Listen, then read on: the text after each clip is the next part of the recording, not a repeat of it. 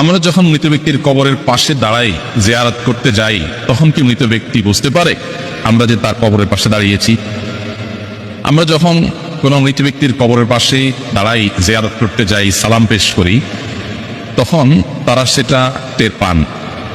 তাদের ধ্বংসাবশেষ মাটির সাথে মিশে গেলেও আল্লাহ রাব্বুল আলামিন বারজাখী জীবনে, এটাকে বারজাখী জীবন বলে, মৃত্যু থেকে নিয়ে কিয়ামতের আগ পর্যন্ত যে জীবনটা আছে, এখানে মানুষের শরীর মাটির সাথে মিশে যাক, পানিতে গলে যাক, যেখানে যে অবস্থা থাকুক, সেখানে এক প্রকারের রূহ আল্লাহ তাআলা শুধুমাত্র বিশেষ কিছু জিনিস যেগুলো আল্লাহ তাআলা অনুভব করাতে চান, সেগুলো অনুভব করার ক্ষমতা আল্লাহ তাদেরকে দেন।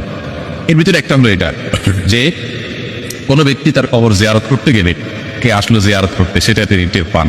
সালাম যখন দেন তখন সালামের জবাবও তিনি দেন, সেটা আমরা শুনতে পাই না, জাস্ট এটুকু। এটা বহু সালাফের মত। ইমাম ইবনে আব্দুল বার রাহিমাহুল্লাহ, বরাতে ইবনে কাইয়িম রাহিমাহুল্লাহ, অনেক ইমামগণ এ বিষয়ে অনেকগুলো হাদিস উল্লেখ করেছেন। যদিও আপনার সমকালীন ওলামাদের মধ্যে শেখ বিন বাজ রাহমাতুল্লাহ আলাইহি সৌদি আরবের সাবেক মুফতি, উনি এ বিষয়ে ভিন্ন মত পোষণ করেছেন, আর অনেকেই ভিন্ন মত পোষণ করেছেন। তারা বলেছেন যে মৃত ব্যক্তি টের পায় কি পায় না, এই বিষয়টা হাদিস দ্বারা চূড়ান্তভাবে পরিষ্কারভাবে ক্লিয়ারলি প্রমাণিত। বাট তারা আবার এটাও বলেন নাই যে মৃত ব্যক্তি টের পায় না।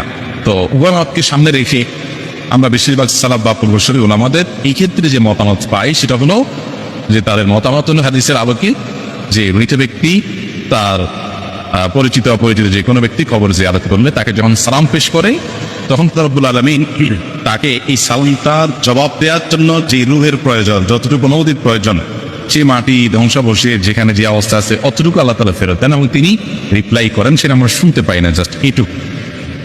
তবে মৃত ব্যক্তি আমাদের সালামের জবাব দিচ্ছেন, তিনি আমাদেরকে জানুক বা না জানুক, আমরা গেলাম কি গেলাম না সেটা টের পেলেন কি পেলেন না, এর চেয়ে বড় বিষয় হলো আমাদের জন্য কবর জিয়ারত করা সুন্নাহ।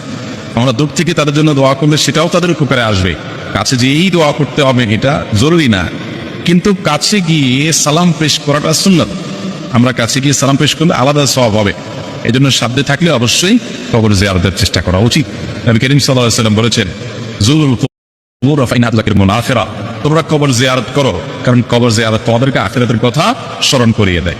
তাহলে খোলাসা কথা হলো, মৃত ব্যক্তির কবরের পাশে গিয়ে দাঁড়িয়ে সালাম পেশ করলে তিনি সেই সালামের জবাব দেওয়ার মতো শক্তি, সামর্থ্য, রূহ তার ওই ধ্বংসাবশেষ বা তার শরীর দেহাবশেষ, যেটা দেহাবশেষ, সেখানে আল্লাহ তাআলা অতটুকু ফেরত দেন এবং তিনি সেটা দিয়ে রিপ্লাই দেন, আমরা শুনতে পাই না। এবং বিভিন্ন সালাফের বক্তব্য থেকে আমরা জানি যে তিনি টেরও পান যে কে আসলো কে আসলো না। আল্লাহু আ'লাম বিস-সাওয়াব।